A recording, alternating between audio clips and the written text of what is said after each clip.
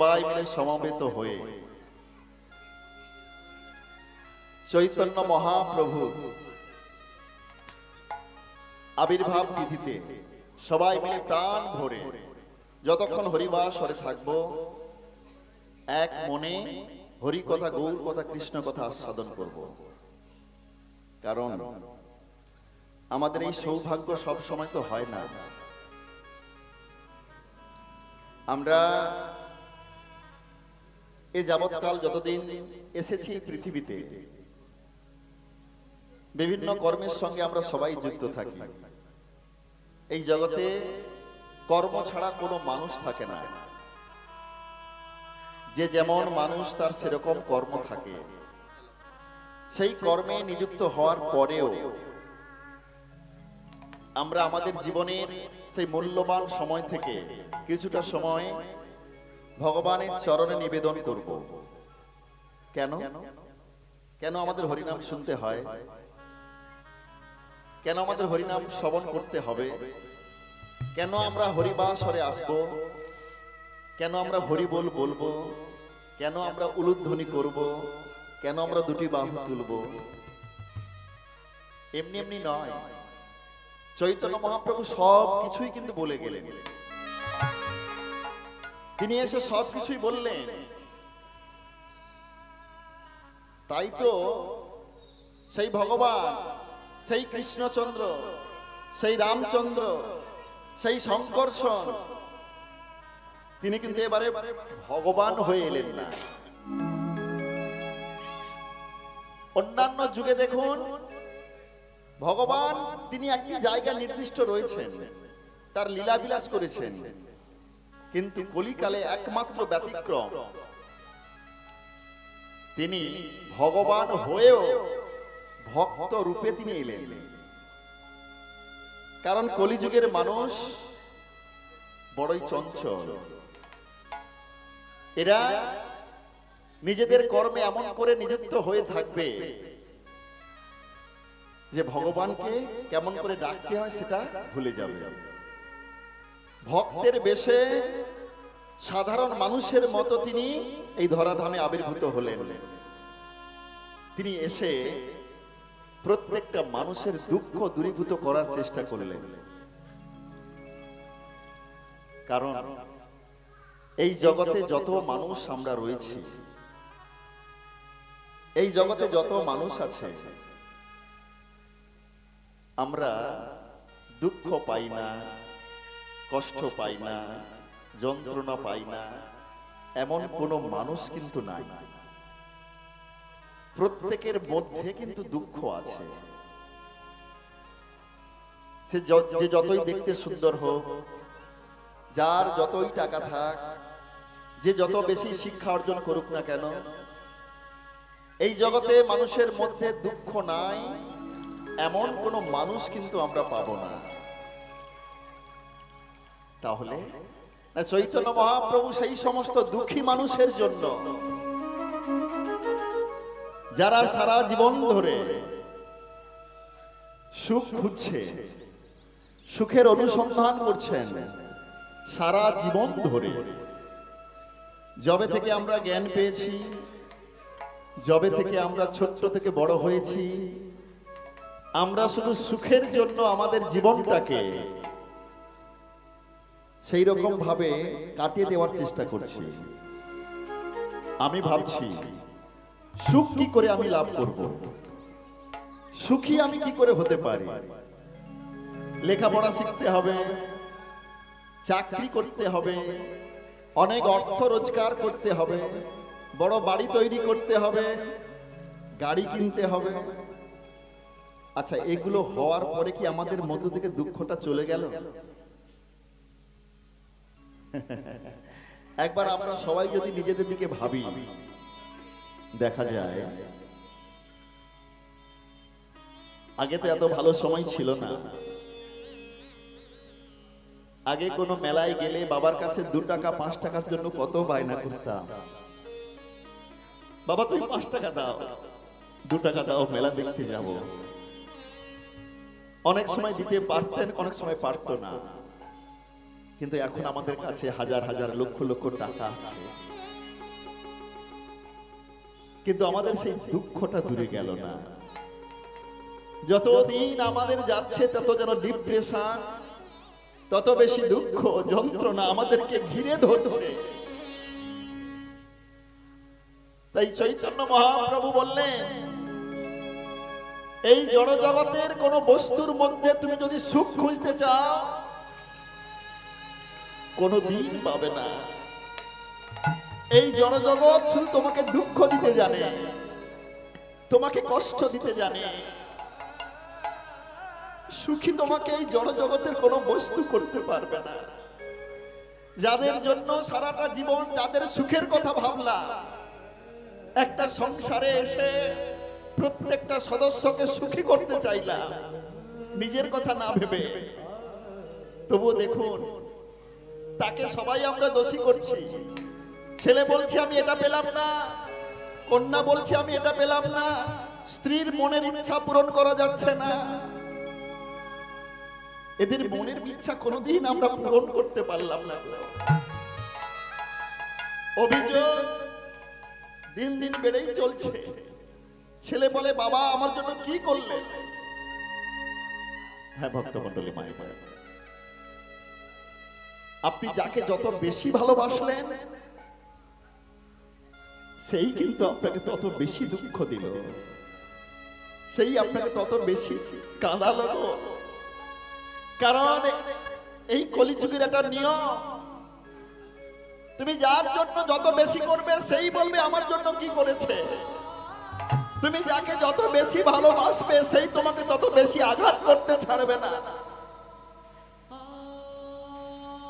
যেখানে আমরা সুখ খুঁজলাম, যে পরিবারে এসে সবাইকে ভাবলাম খুব সুখে রাখবো, আমরা আনন্দে থাকবো, সেই পরিবার থেকে প্রতিনিয়ত প্রত্যেকটা সময় শুধু যন্ত্রণা, ব্যথা, বেদনা ছাড়া কিচ্ছু মেলে না। সুখ কোথায়? এগুলোর মধ্যে সুখ পাওয়া যায় না। তাই চৈতন্য মহাপ্রভু বললেন,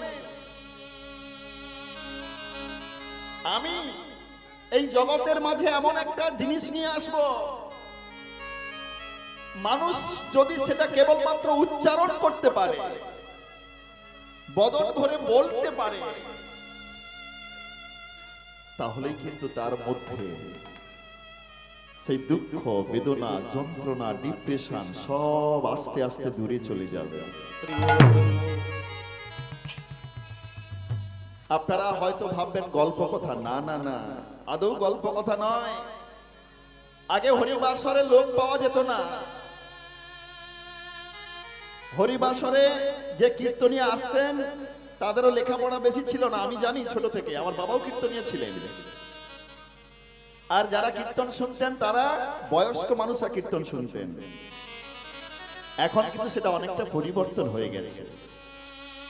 এখন আসরে গেলে অনেক আমার ভাই, আমার বোনেরা হরিনামকে ভালোবেসে তারা জায়গা দখল করে বসে থাকে। একটা জায়গায় কীর্তন হলে জায়গা দেওয়া যায় না, এত ভক্ত আসে। কেন আসে? তারা কি জন্য আসছে? অনেক দেখে নিয়েছে, সুখের অনুসন্ধান করে আমি সুখী হব, আমি ভালো থাকবো। না না, ওই সবের মধ্যে সুখী হতে পারবে না। তুমি যদি সুখী হতে চাও, ভালো থাকতে চাও, একটাই রাস্তা, এই কলিযুগের যুগ ধর্ম, সেটাকে গ্রহণ করতে হবে। সেটা কি? হরের নামই বকে বলম। এই হরিনাম ছাড়া আমাদের কোনো গতি নাই, কোনো গতি নাই। আজকেই প্রমাণ পেয়ে যাবেন। 3 ঘন্টা মাত্র এই জায়গায় বসে হরিকথা শুনুন, দেখবেন আপনাদের মধ্যে কোনো দুঃখ থাকবে না। হ্যাঁ, চোখে জল আসতে পারে, এই চোখের জল আপনাকে আরো সুখী করবে, আপনার মনকে আনন্দ দেবে, আপনার নিজের জায়গাটা আপনি খুঁজে পাবেন। আমরা জানি না আমি কে, কেন এলাম, আবার কেনই বা চলে যাব। আমি কি এসেছি শুধু লেখাপড়া শিখতে, চাকরি করতে, টাকা রোজগার করতে? না না, এর জন্য আমরা আসিনি। পৃথিবীতে আসার আমাদের কি উদ্দেশ্য জানেন? ভগবান কেন আমাদেরকে পাঠিয়েছেন এই সুন্দর মানুষ করে? না, তার একটা উদ্দেশ্য আছে। মানুষ করে আমাদের এমনি পাঠালো না, কৃষ্ণ ভজিবার তরে, কৃষ্ণ ভজিবার তরে সংসারেতে আইনো, সংসারে আইনো মিছে মায়ায় বদ্ধ হয়ে, মিছে মায়ায় বদ্ধ হয়ে বৃক্ষ সম বৃক্ষ সম বৃক্ষ সম হইল।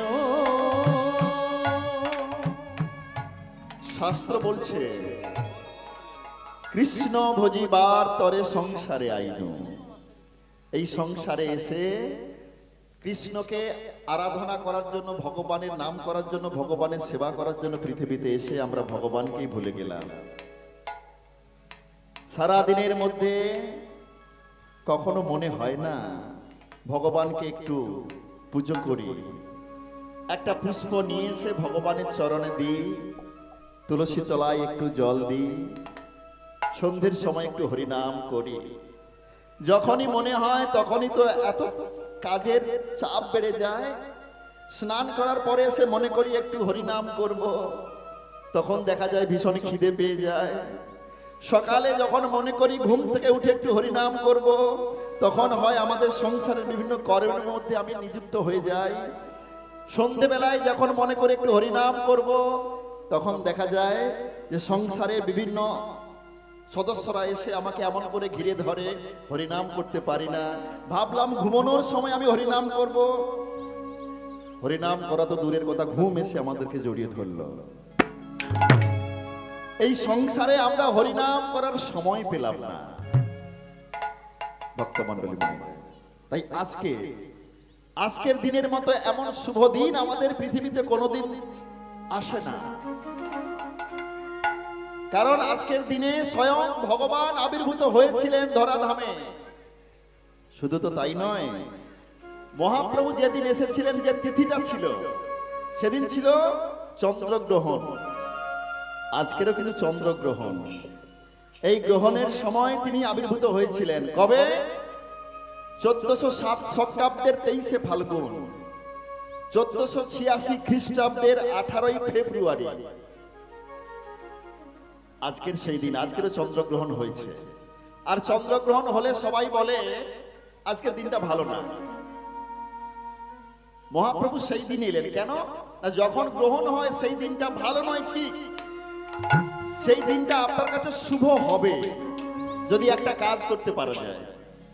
কারণ সেদিন যখন চন্দ্রগ্রহণ হয়েছিল না, আমার চৈতন্য মহাপ্রভু যখন নবদ্বীপে এসেছিলেন, ভক্তরা সবাই মিলে জয়ধ্বনি উলুধ্বনি করে ওই গঙ্গার স্নানে যাচ্ছিলেন। আর এই গ্রহণের সময় যদি আমরা হরিনাম করতে পারি, বলছে অন্যান্য সময় করলে যে পুণ্য লাভ হয়, আর এই গ্রহণের সময় করলে তার চেয়ে অনেক গুণ বেশি পুণ্য ফল লাভ করা যায়। আজকের সেই দিন, সেই তিথি এসে উপস্থিত হয়েছে। আমরা সবাই মিলে হরিনাম করতে পারবো কি? পারবেন তো? কষ্ট হবে না তো? আচ্ছা, দেখুন না কেমন ভালো লাগে এই হরিনাম করলে। হরিনামের মধ্যে একবার ডুবে যান। এখন ভাববেন আমি সংসারের নয়, আমি আমার সন্তানের নয়, আমি আমার স্বামীর নয়, আমি আমার স্ত্রীর নয়। এই যেটুকু সময় আমরা পেয়েছি, এই সময়টা ভাববেন আমি শুধু ভগবানের। এই ভাবনা চিন্তা নিয়ে আমরা হরিবাসরে হরিকথা শুনবো আর প্রাণ ভরে হরিনাম গাইবো। চলুন হাতে করতালি দিয়ে সবাই মিলে হরে কৃষ্ণ কৃষ্ণ কৃষ্ণ হরে হরে, হরে রাম রাম রাম হরে হরে।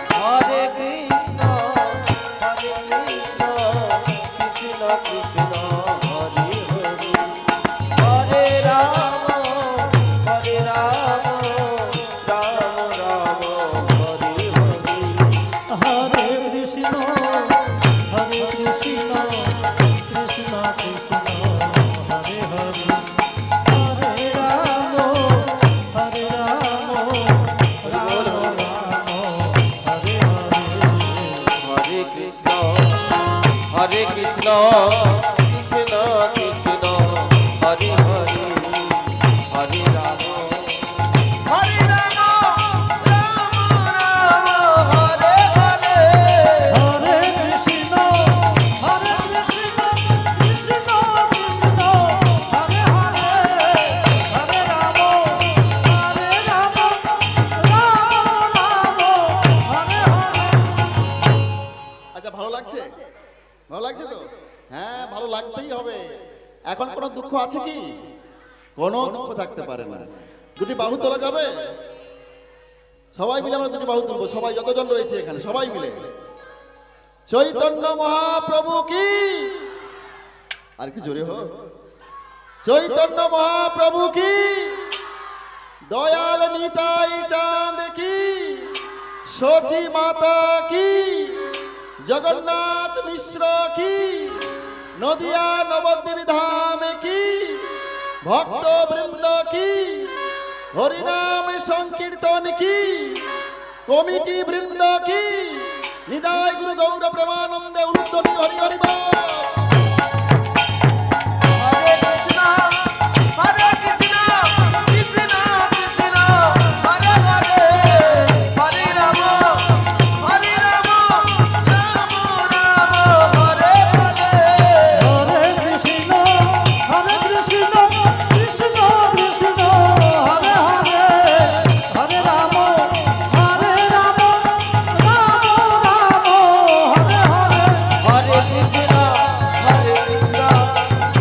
কৃষ্ণ হরে হরে হরে রাম রাম রাম হরে হরে। হরে কৃষ্ণ কৃষ্ণ কৃষ্ণ হরে হরে হরে রাম রাম রাম হরে হরে হরে কৃষ্ণ কৃষ্ণ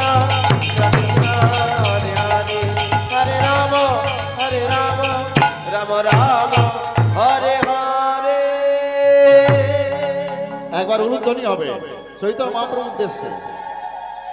নিদায় গুরু গৌর প্রেমানন্দে উলুধ্বনি হরি হরি বল। বাহ, সুন্দর। চৈতন্য মহাপ্রভুকে দেখেছেন? ও মায়েরা, চৈতন্য মহাপ্রভুকে দেখেছেন? এত সুন্দর দেখতে, যাকে দেখলে আমাদের মনের মধ্যে সমস্ত কামনা বাসনা দূরীভূত হয়ে যায়, যাকে দেখলে আমাদের জীবন ধন্য হয়ে যায়। অন্যান্য যুগে ভগবানকে দেখতে এত সুন্দর নয়, কলিযুগের ভগবানকে দেখতে এত সুন্দর হলো কেন? তোমায় না, ভগবান বুঝতে পেরেছেন এই জগতে যাদেরকে দেখতে সুন্দর হবে তারা বড় অভিমানী হবে, তারা ভগবানের নাম নেবে না। তাই আমি যদি সুন্দর হয়ে হরিনাম করি তাহলে কিন্তু সবাই করবে, তাই না ভক্তমণ্ডলী মায়েরা? আবার দেখুন, চৈতন্য মহাপ্রভু কোন বংশে জন্মগ্রহণ করেছেন? ব্রাহ্মণ পরিবারে, তাই না? তিনি কেন ব্রাহ্মণ পরিবারে এলেন? তিনি তো শূদ্রের ঘরে আসতে পারে। হরিবোল হরিবোল। দেখুন, আমাদের ব্রাহ্মণ, ক্ষত্রিয়, বৈশ্য, শূদ্র, এই তো চার বর্ণের মানুষ। ব্রাহ্মণ হলো আমাদের সবার মাথার উপরে।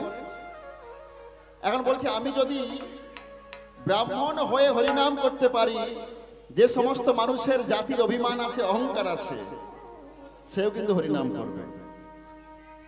চৈতন্য মহাপ্রভু হলেন পণ্ডিত। পণ্ডিত মানে পৃথিবীতে এমন কোন পণ্ডিত নেই যাকে কিনা চৈতন্য মহাপ্রভুকে পরাস্ত করতে পারে। তিনি পণ্ডিত হলেন কেন? মূর্খ তো হতে পারতেন। বলছে না না না, মূর্খ হলে এই জগতের মানুষ সবাই নাম নেবে না, আমার কথা শুনবে না। ধরুন, আপনাদের গ্রামে যিনি সবচেয়ে বেশি লেখাপড়া করেছেন, তিনি যদি হরিবাসর এইখানে এসে বসে পড়ে না, আর যারা থাকবে সবাই বলবে, দেখেছো এই মানুষটা যদি নিচে চটে বসে হরিনাম শুনতে পারে, আমাদের কেন এত অভিমান, আমাদের কেন এত অহংকার থাকবে? আমরাও বসে পড়ব।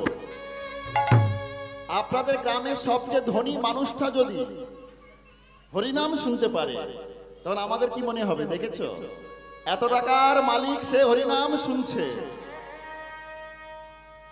আমি কোথায়? তাহলে আমি কেন শুনতে পারি না? চৈতন্য মহাপ্রভু এই জন্য পণ্ডিত হয়েও এই হরিনাম প্রচার করলেন, যাতে সবাই হরিনাম বলতে পারে, হরিনাম গাইতে পারে। তিনি বললেন, পৃথিবীতে যত আছে নগর আদি গ্রাম, সর্বত্র প্রচারিত হবে মধুর হরিনাম। মধুর হরিনাম গৌরাঙ্গ বলিতে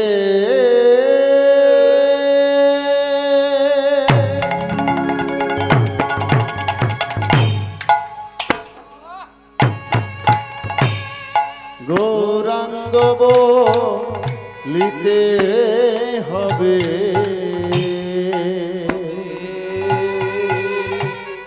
পুলকোষ রির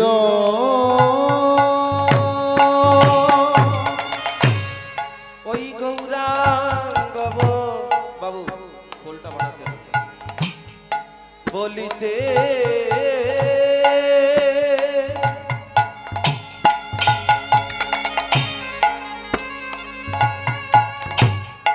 আজ গৌরাঙ্গ বলিতে হবে পুলকস রির গৌরাঙ্গ বলিতে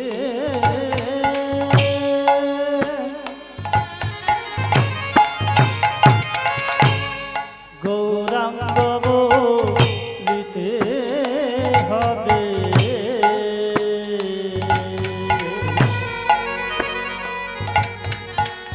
পুলকোষ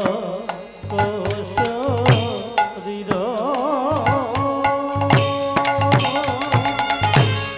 হরি হরি বলিতে ন অনে বহে নীল হরি হরি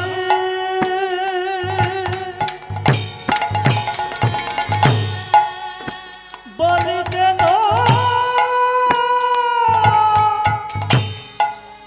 নয়নে বহে হরি হরি বলিতে ন অনে বহে নীল হরি হরি বলিতে নয়নে বহে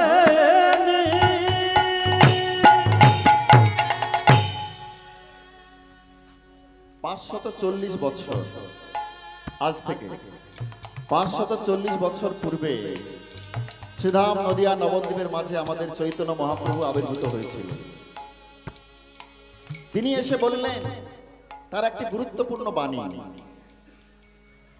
ভারতবর্ষে হইল মনুষ্য জন্ম যাহার, জন্ম সার্থক করি কর পর উপকার। ভক্তমণ্ডলী মাই চৈতন্য মহাপ্রভু কি বললেন না, ভারত ভূমিতে হইল মনুষ্য জন্ম যাহার, মানে যার যার ভারতবর্ষে জন্মগ্রহণ হয়েছে, তাহলে সবাই কি ভারতবর্ষে জন্মগ্রহণ করার সৌভাগ্য লাভ করতে পারে? বলছে না না,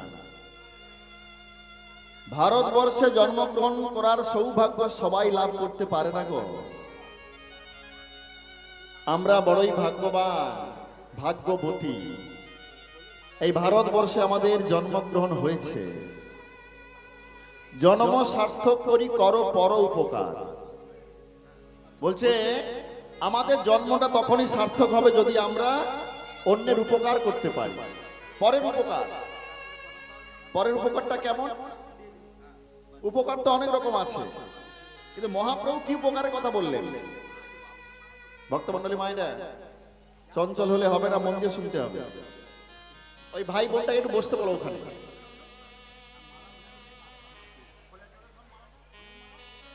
জন্ম সার্থক করি করো পর উপকার। পর উপকারটা কি? কাউকে আমি 5,000 টাকা দিয়ে দিলাম, এটা একটা উপকার। আমি ভক্ত সেবা দিলাম, এটা একটা উপকার। কিন্তু এইগুলোর থেকেও একটা প্রধান উপকার আছে, সেই উপকারটা হলো হরি নাম দান। আহা, যেটা আজকের এই কমিটি বৃন্দ করছেন। কারণ এই নামের প্রভাবে আমাদের চেতনা জাগ্রত হবে। আমাদের মধ্যে সবার চেতনা আছে, এটা হলো ভগবানের অংশ আছে, কিন্তু এখনো জাগ্রত হয়নি। যেখানে স্বামী বিবেকানন্দ বলেছেন, তিনি বলেছেন প্রকৃত শিক্ষা কি? Education is the manifestation of perfection already in man. Chaitanya Mahaprabhu বলছে সেটাই হলো প্রকৃত, সরি স্বামী বিবেকানন্দ বললেন সেটাই হলো প্রকৃত শিক্ষা। আমরা এমএ পাস করলেও তাকে আমরা শিক্ষিত বলতে পারি না, হ্যাঁ, পিএইচডি করলেও তাকে আমরা শিক্ষিত বলতে পারি না। বিবেকানন্দ বললেন তাকেই আমরা শিক্ষিত বলতে পারবো।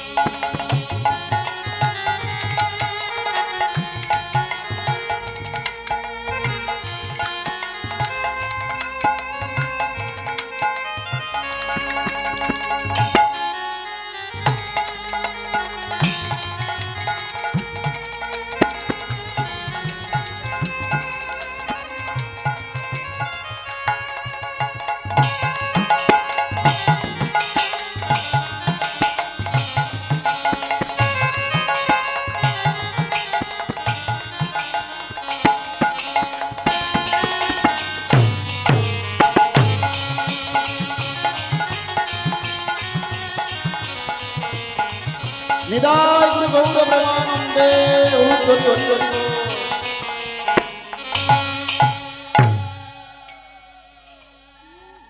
স্বামী বিবেকানন্দ বললেন যে শিক্ষিত তাকেই বলা যাবে। শিক্ষা হলো সেটাই। প্রকৃত শিক্ষা কি না? অন্তর্নিহিত সত্তার পরিপূর্ণ বিকাশ সাধন। ঠিক সেরকম চৈতন্য মহাপ্রভু বললেন, তার আরেকটা নাম হলো চৈতন্য দেব। এই নিমায়ের তো অনেক নাম আছে, একটা নাম হলো চৈতন্য। কেন না? অচেতন জীবগণকে চেতন দেওয়ার জন্য তিনি এলেন, তাই তার নাম হলো চৈতন্য। আমরা সবাই অচেতন হয়ে আছি, মায়ার মধ্যে আবদ্ধ হয়ে পড়ে আছি গো। তাই আমাদের চৈতন্য ফিরিয়ে আনার জন্য তিনি এসে কলির জীবের দ্বারে দ্বারে হরিনাম বিতরণ করলেন। আজকে সেই দায়িত্ব এই কমিটির দাদারা করছেন। আজকের হয়তো হরিবাসরে কোনো মানুষ, কোনো ভক্তের যদি মনের মধ্যে কিঞ্চিত মাত্র ভক্তি জন্ম নেয়, ভগবানের কথা শুনে যদি কোনো ভক্তের এক ফোঁটা নয়নের অশ্রু পতিত হয়, ওনাদের তাহলে প্রচেষ্টা সার্থক। চৈতন্য মহাপ্রভু সে কথাই বললেন, পরের উপকারটা কি জানো? তুমি যেমন করে ভগবানকে ভালোবাসো, তুমি যেমন ভগবানের নামকে ভালোবাসো, যদি একজন ভক্তকেও যদি একটু সহযোগিতা করতে পারো ভক্তির পথে, তুমি তাকে যদি তোমার মতো করে তোলার জন্য বলতেই পারো, চল না বাবা, ওখানে হরিবাসর হচ্ছে, আমরা একটু হরিনাম শুনে আসি। হয়তো যে আসবে না বলছিল, আপনি তাকে নিয়ে এলেন সঙ্গে করে। যে মানুষটা ভগবানকে খুব একটা বেশি ভালোবাসে না, তুমি যদি বলো আচ্ছা তুমি প্রত্যেকদিন একটা করে ফুল তুলে নিয়ে গোবিন্দের চরণে দেবে, সে হতে পারে আমার স্ত্রী, হতে পারে আপনাদের স্বামী, হতে পারে আপনার বাড়ির ছোট্ট ছেলেটা, হতে পারে পাড়ার কোনো দিদি। যদি কোনোদিন এই কাজ আমরা করতে পারি, ভক্তির পথে একটু হলেও যদি কোনো ভক্তকে আমি নিয়ে আসতে পারি, সেটাই হবে আমাদের সর্বশ্রেষ্ঠ উপকার। আর সব চলে যাবে। আপনি টাকা দিলে সে টাকা খরচ হয়ে যাবে। আপনি বস্ত্র দান করলে ওই বস্ত্রটা 3 মাস পরে ছিঁড়ে যাবে। আপনি যদি একদিন সবাইকে খাওয়ান, পরের বেলা আবার তাকে খেতে হবে। কিন্তু মানুষের মধ্যে যদি একটিবার ভক্তি সঞ্চারিত হয়, এটা কিন্তু তার এই জীবনে নয়, জন্ম জন্মান্তর তার অন্তরের মধ্যে থেকে যাবে। এটাই হলো প্রকৃত উপকার। আর এই উপকার করার জন্য চৈতন্য মহাপ্রভু দ্বারে দ্বারে গিয়ে বলেছে, হ্যাঁ গো, হরিনাম করতে হবে মনের মধ্যে আনন্দ নিয়ে। আর এই আনন্দে যদি কোনোদিন অশ্রুপাত হয়, ভক্তমণ্ডলী মায়েরা, হরে কৃষ্ণ। আচ্ছা, যে সমস্ত ভাই বোনেরা একটু ছোটাছুটি করছে ওদের একটু না বলুন তো। আসলে হরিবাসনটা একদম শান্ত না হলে ভালো লাগবে না। একদম শান্ত, প্রিন্ট অফ সাইলেন্স হতে হবে। চৈতন্য মহাপ্রভু তিনি বললেন, এবং পদকর্তা সেই কথাই বলছে, আমাদের চোখে জল আসে দুটো সময়, তাই না? একটা, আমরা দুঃখ পেলে আমাদের নয়নে জল আসে, আমরা কাঁদি। আবার দেখবেন অধিক আনন্দেও কিন্তু আমাদের নয়নে জল আসে, হয় না? যখন দেখবেন একটা দরিদ্র বাড়ির ছেলে অনেক কষ্ট সৃষ্ট করে লেখাপড়া শিখেছে, হয়তো বা কারোর কাছে সাহায্য নিয়ে, সেই ছেলেটা বড় হয়ে যদি কোনোদিন একটু চাকরি পেয়ে যায়, যেদিন প্রথম সে শুনতে পাবে, দেখবেন আনন্দে তার নয়নে জল চলে আসে। এই কান্না কিন্তু আমাদের সর্বশ্রেষ্ঠ কান্না। এই কান্না হলো আমাদের প্রকৃত কান্না। তাই পদকর্তা বললেন, গৌরাঙ্গ বলিতে হবে পুলক শরীর, হরি হরি বলিতে নয়নে বহে নীর। তোমার অন্তরের মধ্যে এতটা আনন্দ আসবে, সেই আনন্দে তোমার নয়নে অশ্রু আসবে। সেই কান্নাটাই হলো সার্থক ও সার্থক। হ্যাঁ ভক্তমণ্ডলী মায়েরা, হরিনাম আমাদের এটা দান করে যে তুমি এতটাই ভালো থাকবে, এতটাই আনন্দে থাকবে, যে সেই আনন্দের বহিঃপ্রকাশ স্বরূপ তোমার অন্তরের মধ্যে তুমি এত অনাবিল আনন্দ অনুভব করবে, নয়নে অশ্রু আসতে বাধ্য। এমনি এমনি নয়নে অশ্রু আসে গো? বলছে না না, এমনি এমনি নয়নে অশ্রু আসে না। যদি একজনের আশীর্বাদ না হয়, একজনের কৃপা না হয়। কার কৃপা? আর কবে নিতাই চা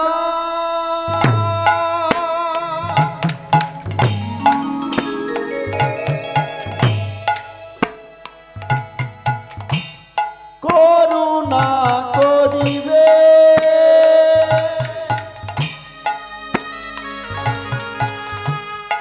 আর কবে, আর কবে, আর কবে নিতাই চাও।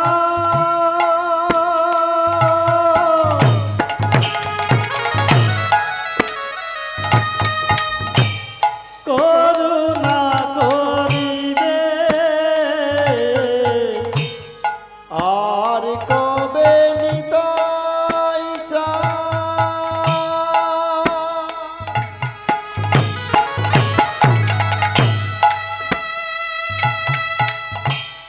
করুণা করিবে,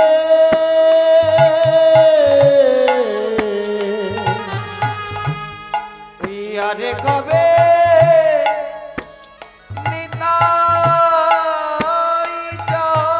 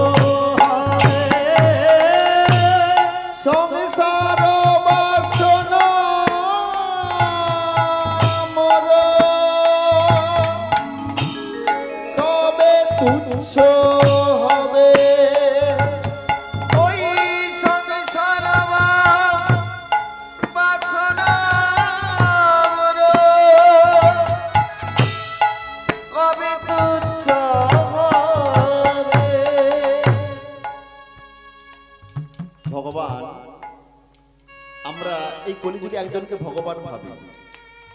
অনেকের বিশ্বাস ভগবান অবতার ধরে এসেছেন, সেই অবতারের সার অনেকেই বলি আমরা রামকৃষ্ণ পরমহংসদেব। তিনি কিন্তু লেখাপড়া বেশি কিছুই জানতেন না, কোনো লেখাপড়া ছিল না, কিন্তু তাকে বলা হয়েছে পৃথিবীর সর্বশ্রেষ্ঠ দার্শনিক। এমনি এমনি বলা হলো। দার্শনিক কাকে বলে? কাকে আমরা দার্শনিক বলতে পারি? আমরা তো অনেক দার্শনিক শুনেছি, প্রাচ্যের অনেক দার্শনিক রয়েছেন, পাশ্চাত্যের দার্শনিক রয়েছেন, প্লেটো, রুশো, হেগেল, পাশ্চাত্যের দার্শনিক। কিন্তু আমাদের প্রাচ্যের অনেক দার্শনিকও রয়েছেন, রবীন্দ্রনাথ ঠাকুর, স্বামী বিবেকানন্দ, বিদ্যাসাগর, অরবিন্দ, এরা হচ্ছেন আমাদের প্রাচ্যের দার্শনিক। এই সমস্ত দার্শনিকের মধ্যে সর্বশ্রেষ্ঠ দার্শনিক কাকে বলা হলো? রামকৃষ্ণ পরমহংসদেবকে। কেন গো? এমনি এমনি? অথচ তার লেখাপড়ার মানে কোনো ডিগ্রি ছিল না, নিয়মতান্ত্রিক লেখাপড়া তিনি শেখেননি, কোন স্কুলে যাননি, তবু তাকে আমরা সর্বশ্রেষ্ঠ দার্শনিক বললাম। দার্শনিক কাকে বলে সেটাকে আমাদের জানতে হবে। ছোট্ট একটা যদি কথা বলি তাহলে বুঝতে পেরে যাবে। আসলে দেখা আর দর্শন করা দুটোর মধ্যে পার্থক্য আছে। একজন রাজার বাড়িতে একটা কুকুরের কয়েকটা বাচ্চা হয়েছে। ভালো করে শুনুন, একটা রাজার বাড়িতে কুকুরের কয়েকটা বাচ্চা হয়েছে। এখন মন্ত্রীকে বলছে, ও মন্ত্রী, আমাদের তাহলে ওই কুকুরের তুমি কটা বাচ্চা হয়েছে একটু দেখে এসো তো। মন্ত্রী বলছে, হ্যাঁ আমি দেখে এসেছি। কটা বাচ্চা হয়েছে? না 5টা। আচ্ছা, কি কি রঙের হয়েছে? না এটা তো আমি দেখিনি। এটা দেখলে না? আচ্ছা ঠিক আছে ঠিক আছে, তুমি একবার দেখে এসো কটা মানে কি কি রঙের বাচ্চা হয়েছে। বলছে, সে এসে বললো, হ্যাঁ রাজামশাই দেখে এসেছি। কি রঙের? না 2টো লাল আর 3টে কালো। আচ্ছা বলো তো মন্ত্রী, কটা ছেলে কুকুর কটা মেয়ে কুকুর? না ওটা তো দেখিনি। আরে আবার যাও আবার যাও, আবার দেখে এসো। আবার গেছে, আবার গিয়ে দেখে এলো যে ওই 2টো হলো মেয়ে কুকুর আর 3টে হলো ছেলে কুকুর। হ্যাঁ রাজামশাই আমি দেখে এসেছি।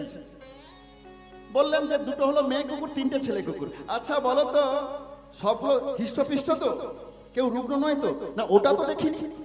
আবার আবার এসে বলছে, আমি দেখেছি সবগুলো ভালো হয়েছে, একটা একটু রুগ্ন দেখছি।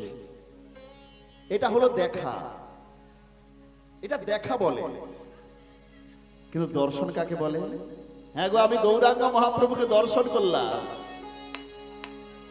যেটা অন্তর্নিহিত শক্তি দিয়ে দেখা, অনুভবের শক্তি নিয়ে, অনুভূতির শক্তি নিয়ে যেটাকে আমরা দেখি সেটাকেই দর্শন বলে।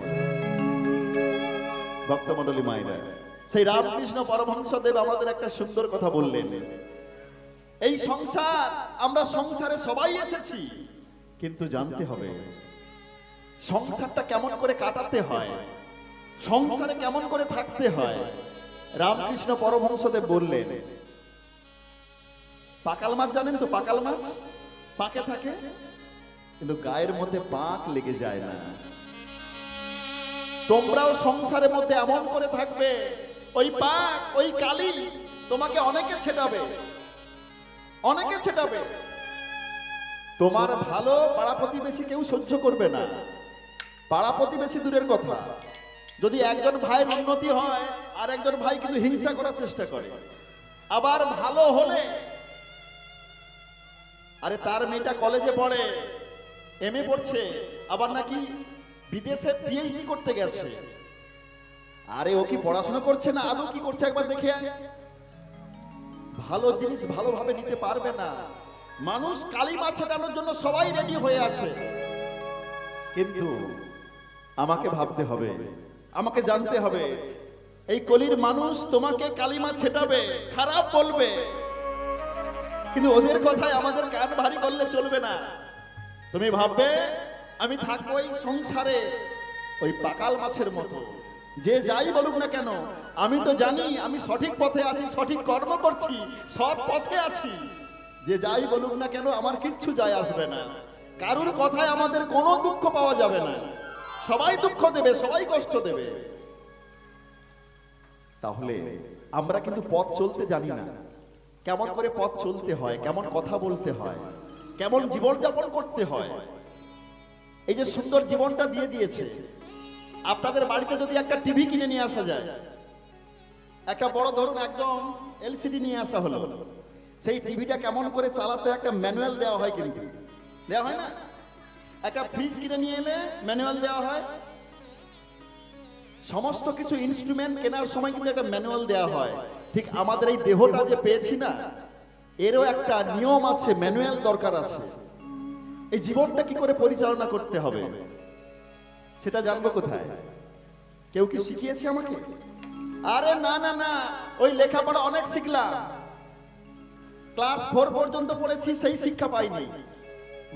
মাধ্যমিক পাস করলাম, সেই শিক্ষা পেলাম না। এইচএস পাস করলাম, পেলাম না। গ্রাজুয়েশন করলাম, হলো না। মাস্টার ডিগ্রি করলাম, সেই শিক্ষা পাইনি। আবার পিএইচডি করলাম, সেখানেও পেলাম না। আর যদি এই ধরনের শিক্ষাগুলো দেয়া হতো স্কুল, কলেজে, ইউনিভার্সিটিতে, তাহলে কিন্তু এই কলিযুগের মাটিতে পিতামাতাকে এত করে কাঁদতে হতো না, প্রত্যেক পিতামাতাকে এত দুঃখ পেতে হতো না, এত যন্ত্রণা পেতে হতো না।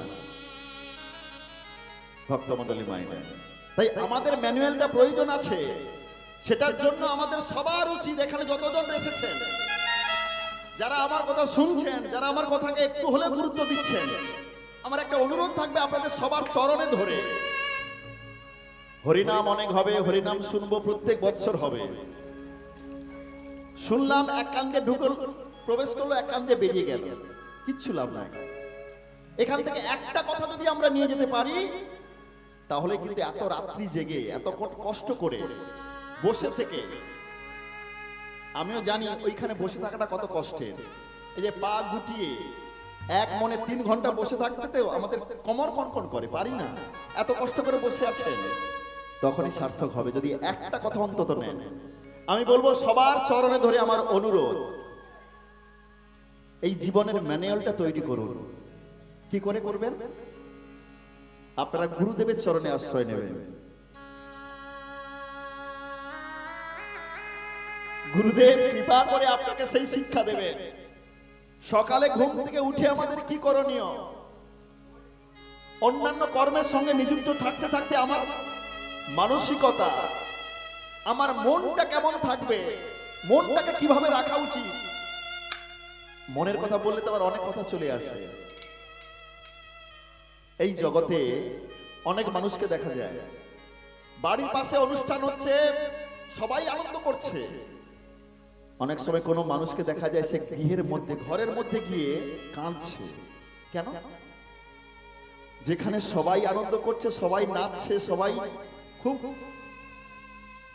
তুমি কেন ঘরের মধ্যে কাঁদছো? ভাবতে হবে তার মনে বড় দুঃখ, মনে বড় কষ্ট, মনে বড় যন্ত্রণা। আনন্দ পেলে কে পায়? আমার মন। দুঃখ পেলে কে পায়? আমাদের মন। এই মনটাকে ঠিক করতে হবে। এই মনটাকে কি করে ঠিক করা যায়? অনেকে বলে, আরে বাবা, পূর্ণিমার দিন কে বলেছে আমিষ খেতে নাই? সব খেতে আছে, মন ঠিক থাকলে ঠিক হয়ে যাবে। আমি বলি সেই ব্যক্তিরা একবার আমার কাছে আসুন। মন, সে জানে মন কাকে বলে। মন কোথায় থাকে? আমাদের হোল বডির মধ্যে। কোথায় আছে মন? মনকে দেখতে কেমন? মন এমনি এমনি ভালো হয় না মা, মনকে ঠিক করতে হয়। এই মনটাকে যদি আমরা ঠিক করে নিতে পারি, পৃথিবীর কোনো দুঃখ আপনাকে দুঃখ দিতে পারবে না, পৃথিবীর কোনো যন্ত্রণা আপনাকে যন্ত্রণা দিতে পারবে না। চৈতন্য মহাপ্রভু বললেন একদম সুন্দর করে, প্রথমেই বললেন, তার শিক্ষা শ্লোক আছে, 8টা শ্লোক আছে। হ্যাঁ ভক্তমণ্ডলী মায়েরা, তিনি কোনো গ্রন্থ লিখে যাননি। আজকে যার আবির্ভাব, যাকে আপনারা পুজো করছেন এখানে, শুধু 8টা শ্লোক বলে গেছিলেন। তার প্রথম কথাই বললেন, প্রথমেই বললেন, মনটাকে ঠিক করো। যদি সংস্কৃতে বলি, চেত দর্পণ মার্জনম। চেত মানে চিত্ত, চিত্ত মানে হচ্ছে মন। বলছে তোমার মনটাকে পরিষ্কার করো। তাহলে মনটার মধ্যে নিশ্চয়ই ময়লা আছে, নাহলে পরিষ্কার করতে হবে কেন? আরে আমার এটাকে কখন আমাকে পরিষ্কার করতে হয়? যখন ময়লা পড়ে। চৈতন্য মহাপ্রভু বললেন, হ্যাঁ, এই পৃথিবীতে এমন কোন মানুষ নাই যার মনের মধ্যে ময়লা নাই। যে বলবে আমার মনে কোনো ময়লা নেই, সেই ডাহা মিথ্যা কথা বলছে। শাস্ত্র বলছে, আমি বলছি না, শাস্ত্র বলল, সে সাধু হোক, সে বৈষ্ণব হোক, সে ভক্ত হোক, যেই হোক, মনের মধ্যে খারাপ চিন্তা, খারাপ ভাবনা আসে না এমন কোনো মানুষ নাই পৃথিবীতে। তাহলে মনটা কি করে ভালো করা যায়? না, রাস্তা আছে।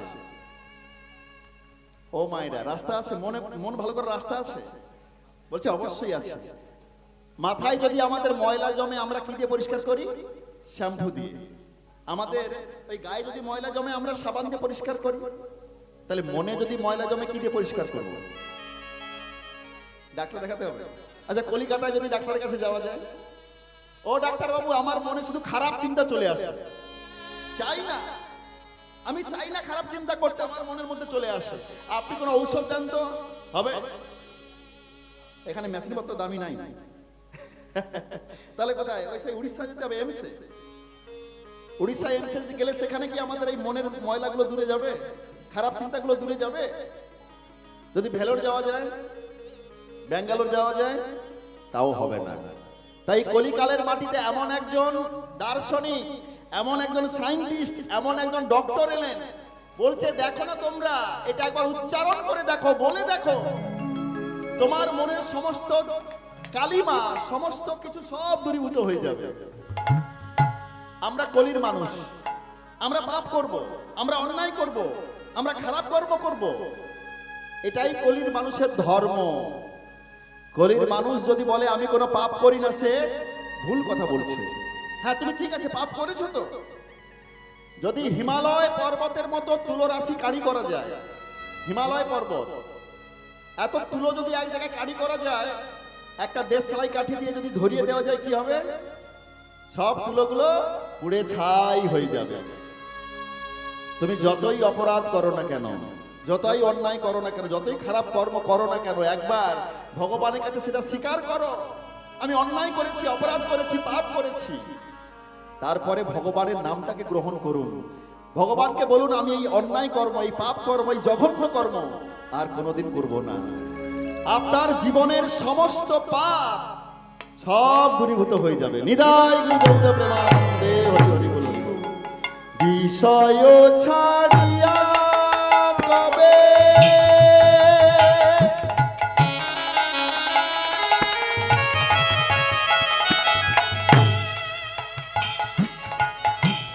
শুদ্ধ হবে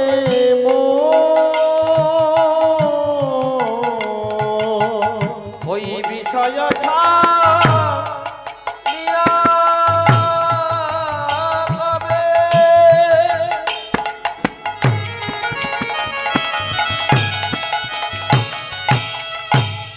শুদ্ধ হবে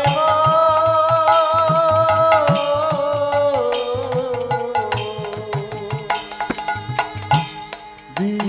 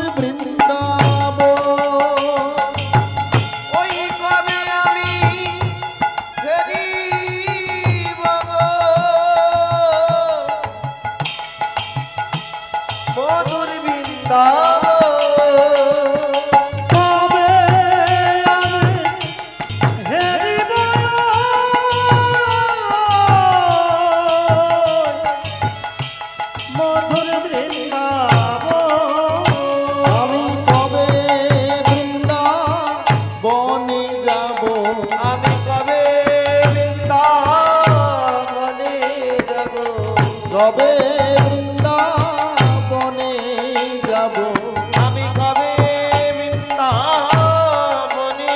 যাব রাধা গোবিন্দে চরণ সেবিব আমি কবে বৃন্দাবনে যাব ওই রাধা গোবিন্দের চরণ সেবিব কবে বৃন্দাবনে যাব আমি সাধু গুরু চরণ ধরিব কবে বৃন্দাবনে যাব আমি মুখে হরি হরি হরি বলিব আমি কবে বৃন্দাবনে যাব ওই ব্রজের পথে চলে যাব কবে বৃন্দাবনে যাব হরি হরি হরি বলিব কবে বৃন্দাবনে যাব আজ প্রেমানন্দে বাহু তুলে কবে বৃন্দাবনে যাব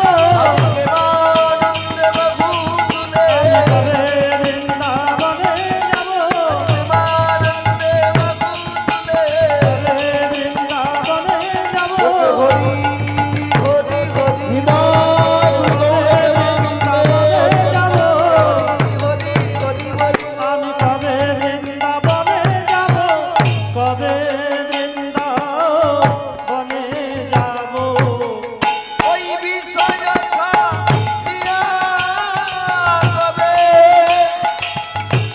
শুদ্ধ হবে বিষয় আশা করিয়া কবে শুদ্ধ হবে মোহ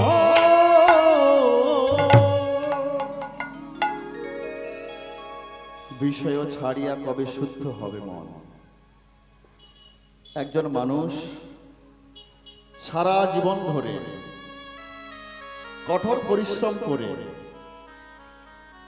নিজের জীবনের সমস্ত অর্জিত অর্থ দিয়ে একটা বড় বাড়ি তৈরি করলেন নিজের মতো করে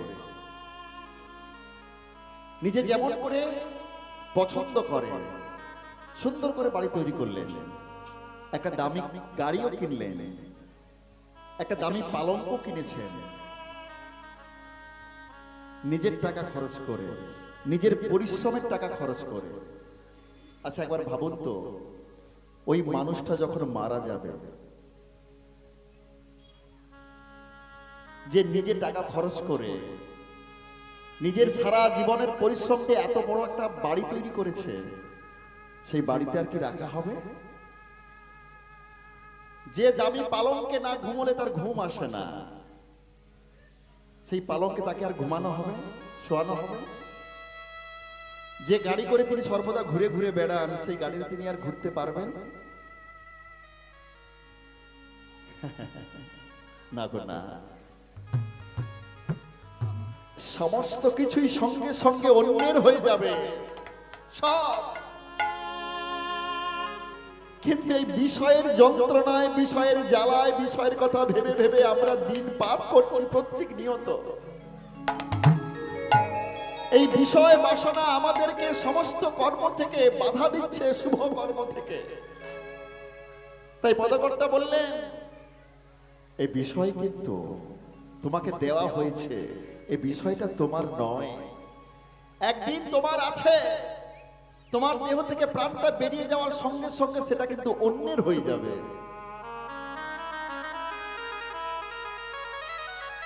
এটা আমাদের খুব ভালো করে জানতে হবে যেটাকে আমরা সর্বদাই নিজের নিজের করে মনে করছি না না কোনো কিছুই তোমার নিজের নয়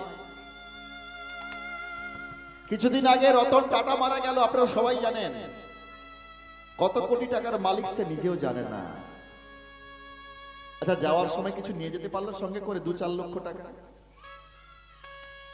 খালি হাতে এসেছে আবার খালি হাতেই চলে যেতে হবে ঠিক সেরকম আমরাও খালি হাতে এসেছি একদিন সবাইকেই খালি হাতে চলে যেতে হবে তবুও এই অর্থের জন্য কত মানুষকে আমরা ঠকাচ্ছি কত মানুষকে প্রবঞ্চনা করে আমরা বেশি টাকা রোজগার করছি বলছে ভুল করছো ওইগুলো তোমাকে কষ্ট দেবে যন্ত্রণা বেশি করে দেবে এই বিষয়ের মধ্যে তোমাকে বৈরাগ্য নিয়ে আসতে হবে। হ্যাঁ, ভগবান দিয়েছে, আমি চাকরি করি, চাকরি পেয়েছি, প্রত্যেক মাসে মোটা মোটা টাকা রোজগার করি, কিন্তু ভাবতে হবে এটা শুধু তোমার যোগ্যতায় তুমি পাওনি, তোমার কোয়ালিটিতে তুমি চাকরি পাওনি, ভগবান তোমাকে দিয়েছে তাই তুমি পেয়েছো।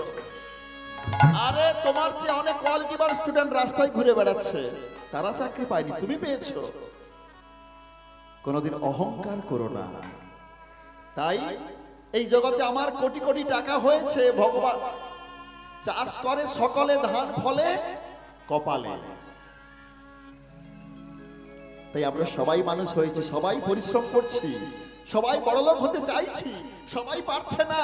তাই ভগবান তোমাকে করেছে বলে তুমি অহংকার করো না।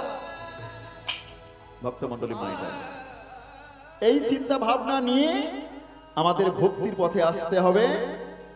আর আমরা আমাদের জীবনটা কেমন করে কাটানো উচিত তার জন্য গুরুদেবের চরণে আসতে হবে।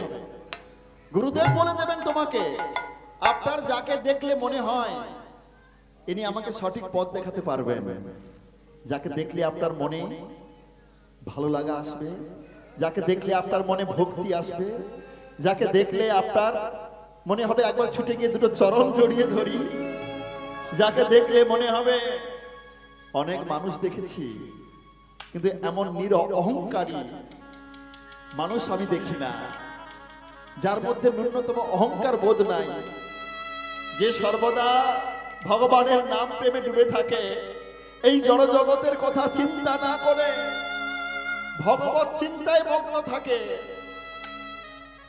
এরকম মানুষ যদি কোনোদিন আপনারা চোখের সামনে দেখতে পান, ছুটে গিয়ে তার চরণ জড়িয়ে ধরবেন, আপনি কৃপা করে আপনার চরণে আমাকে ঠাঁই দেন, আপনি আমায় দীক্ষা দেন, আমি আমার জীবনটা পরবর্তী সময়ে আপনার চরণে নিবেদন করে ভগবানের ভক্তি করে আমি কাটাবো। তারপরে দেখবেন আমাদের জীবনের চমৎকারিতা কি আসে। যে সংসারে সর্বদাই দুঃখ যন্ত্রণা কষ্ট ছিল, সংসারে একদম ভালো লাগে না, সংসারটাকে শ্মশান মনে হয়, বাঁচতে আমাদের ইচ্ছে করে না, সেই সংসারটা একটা সময় স্বর্গে পরিণত হবে। যে জীবনের প্রতি এত বিতৃষ্ণা এত ঘৃণা, সেই জীবনটাকে আপনার মনে হবে মধুর মধুময়। একটাই মাত্র রাস্তা, অন্য কোনো রাস্তা নাই, অন্য কোনো রাস্তা হতে পারে না এই কলিযুগে। তাই ভক্তমণ্ডলী মায়ের আপনারা অবশ্যই চেষ্টা করবেন সবাই গুরুদেবের চরণে আসার।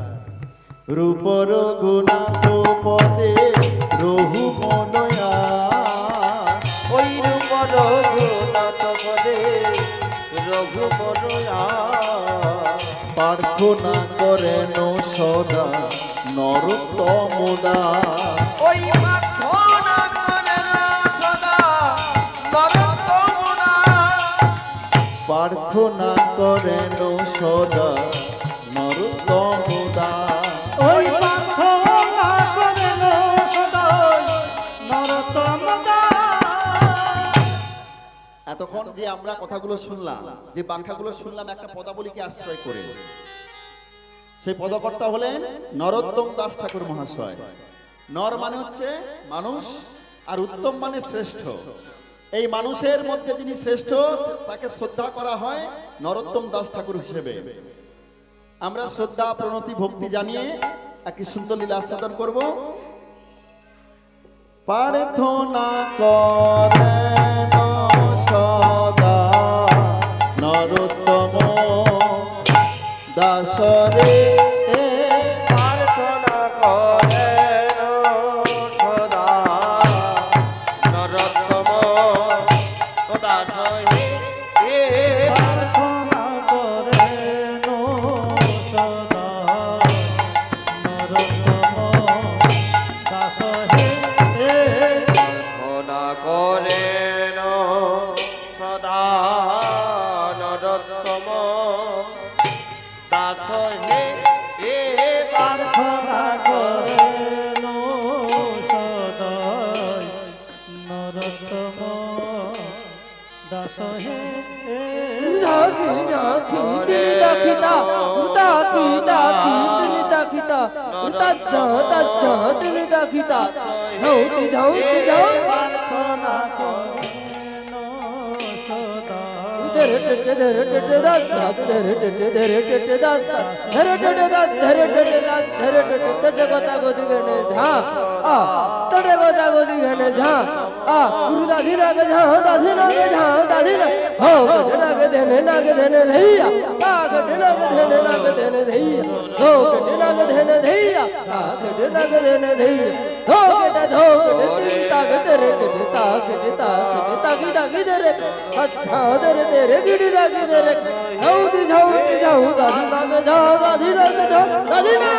সদা নরোত্তম দাস হে এ প্রার্থনা করে প্রার্থনা করেন সদা নরোত্তম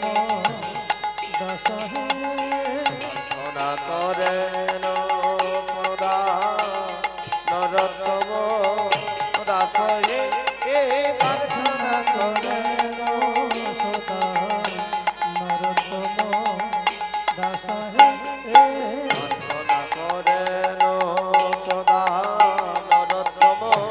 দাস হে এ প্রার্থনা করেন প্রার্থনা করেন সদা নরোত্তম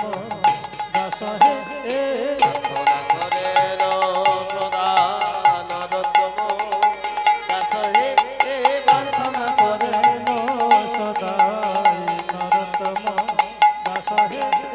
প্রার্থনা করেন সদা নরোত্তম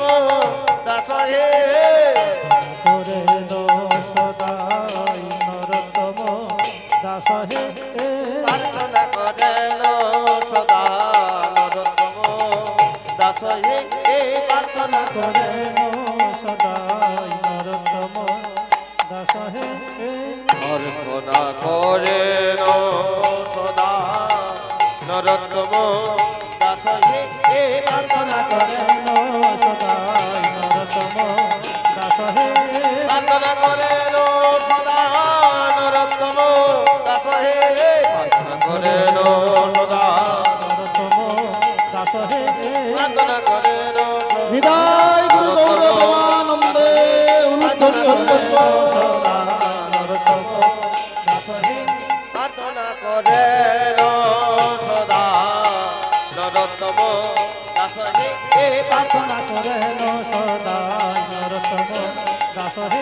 প্রার্থনা করেন সদা নরোত্তম দাস হে প্রার্থনা করেন সদা রে